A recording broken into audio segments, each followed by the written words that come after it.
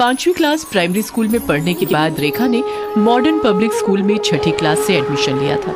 जब वो क्लास में गई तो उसे काफी सारे नए चेहरे नजर आए। क्लास शुरू होने से पहले एक लड़की जो कि लगभग रेखा की ही उम्र की थी उसके बराबर में आकर बैठी। Hello, new admission? हाँ, क्या तुम भी नई हो?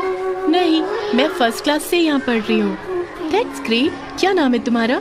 आई एम सीमा। सीमा, अच्छा नाम है तुम्हारा। मेरा नाम रेखा है। शुक्रिया, तुम भी बहुत अच्छी हो। चलो, अच्छा हुआ कि तुम जैसी दोस्त भी पहले दिन ही मिल गई, वरना नया स्कूल, नई क्लास, किसी से बात करने की हिम्मत ही नहीं हो रही थी। कोई बात नहीं, स्टार्टिंग में ऐसा ही होता है। इस तरह पहले दिन से ही सीमा और रेखा में खासी बातचीत हुई। लंच में वो दोनों गार्डन में गई और एक साथ खूब खेली, और जब छुट्टी के टाइम बाहर निकली तो पता चला कि उनका घर भी एक ही रास्ते पर था। सीमा का एक गली पहले और रेखा का अगली गली में था, इसलिए वो घर के लिए भी एक साथ ही बातें करते हुए निकल पड़ी। स्कूल के अलावा अब उन दोनों का एक दूसरे के घर जाने का सिलसिला भी शुरू हुआ। सीमा जब पहली बार रेखा के घर गई तो उसको पता चला कि रेखा की मम्मी नहीं है, वो अपने पापा के साथ ही रहती है। फिर उसने रेखा को भी घर आने के लिए इनवाइट कर दिया। संडे के दिन रेखा उसके घर पर पहुंची। रेखा को सीमा की मम्मी मालती से मिलकर बहुत अच्छा लगा। उसने दोनों सहेलियों को एक साथ खाना खिलाया और रेखा का बहुत अच्छे से ध्यान रखा। आंटी जी, आप बहुत अच्छी हैं। जिस तरह से आप मेरा यहाँ ध्यान रख रही हैं, मेरी मम्मी भी उसी तरह रखा करती थी। आज आपने मुझे उनकी याद दिला दी। अरे यार, तो इमोशनल क्यों हो रही है? मेरी मम्मी तेरी मम्मी से अलग है क्या? ये ठीक कह रही है रेखा बेटा, तुम मुझे भी अपनी मम्मी के ही जैसा समझना। आज से मुझे आंटी नहीं, मम्मी ही बुलाया करना, और जब भी मम्मी की ज्यादा याद आए बेझिझक होकर यहाँ चली आना। Thank you mummy. सुनकर मालती ने रेखा और सीमा दोनों को एक साथ गले लगा लिया।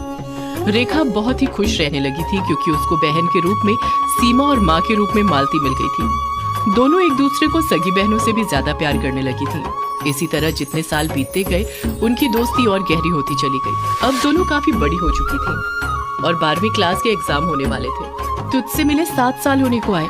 हमारा टाइम कितना अच्छा था ना, पता ही नहीं चला कब हम इतने बड़े हो गए। सही कहा, अब बड़े हो गए तो कुछ बड़ा एम भी रखना ही पड़ेगा। मैंने तो सोच लिया कि मैं दिल्ली यूनिवर्सिटी जाकर अपनी आगे की स्टडी करूंगी। क्या सच में? तू मुझे छोड़कर दिल्ली जाएगी?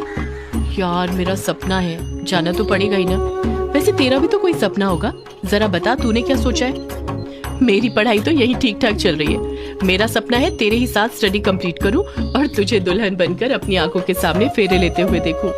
उसके मुंह से ये बात सुनकर सीमा इमोशनल हो गई और बोली, तू कितनी प्यारी है मेरी बहन, तूने अपना सपना तक मुझसे जोड़ा हुआ है। तुझ जैसी दोस्त नसीब वालों को ही मिलती है। दिल्ली जाकर मुझे भूल मत जाना। मैं कहीं नहीं जाने वाली तुझे छोड़कर। मैं तो बस देख रही थी कि मुझसे अलग होने की बात सुनकर तू क्या रिएक्शन देती है। सच में तू नहीं जा रही? नहीं जाने वाली मैं कहीं भी। तेरा और मेरा रिश्ता तो आखिरी सांस तक चलेगा। ये सुनकर रेखा ने उसको कसकर गले लगा लिया।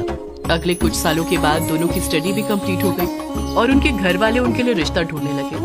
सीमा की कुंडली एक लड़के से मिली और उसकी शादी की डेट भी फिक्स हो गई। 1 हफ्ते बाद मेरी शादी है। अब तू यहीं मेरे पास रुक जा, शादी तक यहीं रहना, ओके? क्यों नहीं, आखिर तुझे दुल्हन बनकर फेरे लेते हुए भी तो देखना है। हाँ यार, तेरी इन ख्वाहिशों की वजह से ही तो मैंने शादी के लिए हाँ की है, वरना मेरी क्या उम्र थी शादी करने की। दोनों एक साथ हंसने लगी। शादी का दिन भी करीब आ गया। दुल्हन को पूरी तरह तैयार कर दिया गया और फिर रेखा उससे बोली, यार तू तो एकदम राजकुमारी लग रही है, अब जरा मैं भी तैयार होकर आऊं? तो तुझे किसने रोका है? यही तैयार हो जा, जा कहाँ रही है? अरे मेरे कपड़े दूसरे रूम में रखे हुए हैं, मैं वहीं से तैयार होकर आती हूँ। ठीक है, जल्दी आना, मैं मंडप पर भी तेरे साथ ही जाऊंगी। पता है यार, मैं भी तुझे मेरे बिना नहीं जाने दूंगी। कहकर रेखा वहाँ से चली गई और तैयार होने में लग गई। उसी टाइम एक सांप खिड़की से उसके कमरे में आ गया। रेखा ने उस पर ध्यान नहीं दिया और जल्दबाजी में तैयार होने में लगी रही। तभी वो सांप उसके पैर के पास आया और उस कमरे के बाहर रेखा की दर्दनाक आवाज पहुंची, आह! ये सुनकर बाहर से गुजर रहे लोग चौंक पड़े। सीमा को अंदाजा हुआ कि वो आवाज रेखा की है। वो भागकर उसके कमरे में गई और सामने का मंजर देखकर हैरान रह गई। उसके साथ घर के कुछ मेंबर्स भी वहां पहुंचते हैं। रेखा, रेखा, रेखा, ये तुझे क्या हो गया? तू तो नीली पड़ती जा रही है। रेखा ने खिड़की से बाहर निकलते हुए सांप की तरफ इशारा करते हुए कहा, मुझे उस सांप ने काट लिया। तुझे कुछ नहीं होगा। मैं अभी तुझे डॉक्टर के पास लेकर चलती हूँ। मम्मी पापा को बुलाओ, इसको जल्दी से हॉस्पिटल लेकर चलो। नहीं, मुझे टाइम की मेहमान। तू चुप कर, कुछ नहीं होगा तुझे। कोई बात नहीं सीमा, मेरी ख्वाहिश थी कि मैं तुझे दुल्हन बनकर फेरे लेते हुए देखूं, और वो ख्वाहिश आज पूरी जरूर होगी। क्या तू मेरी ख्वाहिश पूरी नहीं करना चाहती? सीमा की आंख से आंसू निकल पड़े और वो रोते हुए बोली, मेरी बहन, मैं जरूर तेरी ख्वाहिश पूरी करूंगी। मैं नहीं चाहती कि मेरी आखिरी सांसें एम्बुलेंस में खत्म हो। मैं चाहती हूँ कि तेरी शादी को होते हुए देखकर मेरी आंखें बंद हो। ऐसा ही होगा मेरी बहन, कहकर सीमा अपने पापा से कहती है, पापा रेखा को संभाले। उसके पापा रेखा को गोद में लेकर चलते हैं और उसके बराबर में सीमा दुल्हन बनी हुई मंडप तक पहुंचती है। रेखा के सामने ही सीमा फेरे लेती है और सभी उनकी इस दोस्ती को देखकर इमोशनल नजर आते हैं।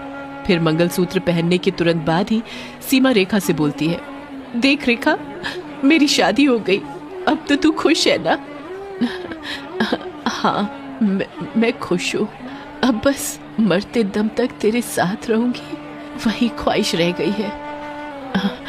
इस घर से तेरी डोली और मेरा जनाजा एक साथ उठेगा। नहीं, अब मैं और नहीं रुकूंगी, मैं अभी तुझको हॉस्पिटल लेकर चलती हूँ।